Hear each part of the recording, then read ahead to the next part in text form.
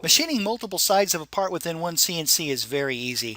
Let me demonstrate. In this example, I've already applied toolpath to the top of the part, and what I want to do is start machining this side. Well, to begin with, I need to create a construction plane coplanar to that face. So let's come down here, select our construction plane tools. Just going to grab this option and left click, and there's the X0, Y0. I'm going to put that right there in the upper left hand corner. So let's just digitize that. That looks good.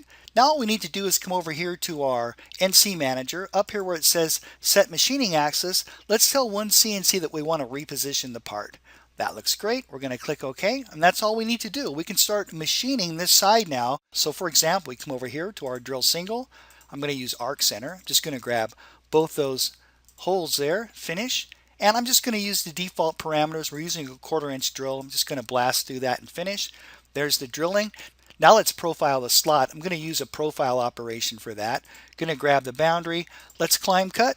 That looks great. Going to right hand mouse click. And then just like before, I'm going to use just the defaults. We have a 1/2 inch diameter end mill.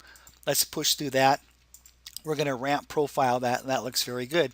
So what about simulation? Well, that's also very, very nice. If we go to simulate and click OK, you'll notice that we're going to be able to see all the sides. We're going to see the machining on every single side that we applied toolpath to.